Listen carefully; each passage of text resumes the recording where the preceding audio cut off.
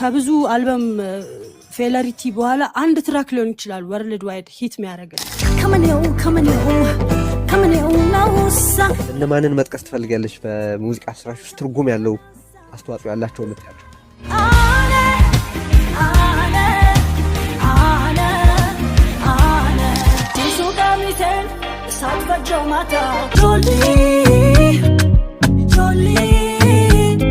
መቀሌ ላይ ምንም ድባቡ ጥሩ ባይሆንም ሙዚቃ የሚደመጥበት ወቅትም ባይሆንም ብዙ ሰው የቆዘመበት ወቅት ቢሆንም ሙኔ የሚለው ሙዚቃ ሲከፈት በመደዳ ያሉ ቤቶች ውስጥ በአንድ አፍታ ተሰምቶ ተከፍቶ ሁሉ የምታዳምጭበት ወቅት ነበርና በጣም ትልቅ ከፍተኛ ተቀባይነት ነበረው።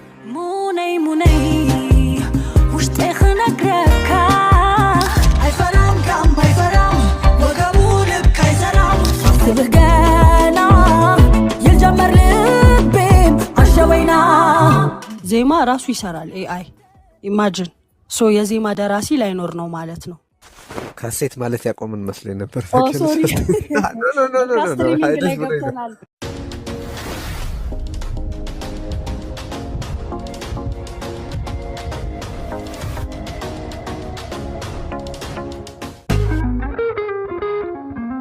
እሺ አሁን ሔዋንን እናወራታለን። በጣም እናመሰግናለን እስካሁን ድረስ ስለጠበቅሽን ሔዋን።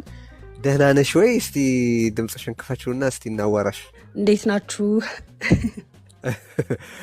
በአንድ ጥያቄ ለምን አልጀምርም? ቅድም በሪዮት ኪኒ ዩቱብ ቻናል ላይ ካሉ በኤአይ እገዛ ከተሰሩ ስራዎች አንዱን ነበረ የጋበዝ ነው እና ምንድን ያደረኩት እኔ ግጥሙን ጻፍኩና የተወሰኑ ዜማዎቹን በኢንስትሩመንት ዜማውን ከዚህ ውሰድ ምናምን እለው እነዚህ ቢሮ ባለው ኪቦርድ የተወሰነ የዜማ ሀሳብ እንጫወትና ነው የምሰጠው። ከዛ ያንን መነሻ በማድረግ ነው የሚሰራው።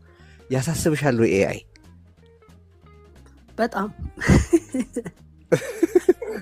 ምክንያቱም ኤአይ አሁን ጊዜ ላይ እንደውም ቅርብ ጊዜ ላይ አልበሞች እየወጡ ነበረ። ማለት ሙዚቀኛው ሳያውቀው ድምፃዊው ሳያውቀው ከቶኑ ላይ ቅንጣት በመውሰድ ሙሉ አልበም እየሰሩ ነበር እና ከዛ ክሌም አድርገው ያስወሩታል አርቲስቶቹ ከዩቲዩብ ላይ ከተለያዩ ቻናሎች ላይ ምናምንና ሙዚቃ ስሜት ነው ብዬ ነው ማስበው። ስሜት ደግሞ ከሰው ልጅ እንዴት ነው ከፊሊንግ ያለው ነገር ነው እና ሮቦት ይሆናል። ኤአይ ሲሆን ሁሉም ነገር ፐርፌክት ነው። ኮርዶቹን ብትል ዜማ ሁሉም ነገር ፐርፌክት ነው እና ኤአይ እኔ ብቻ አሪፍ ነው ብዬ አላስብም። ኦኬ ግን እነዛ ሰዎች ያለን ስራ መሰረት አድርገው ካለ ስራ ላይ ተነስተው ስለሚሰሩ መሰለኝ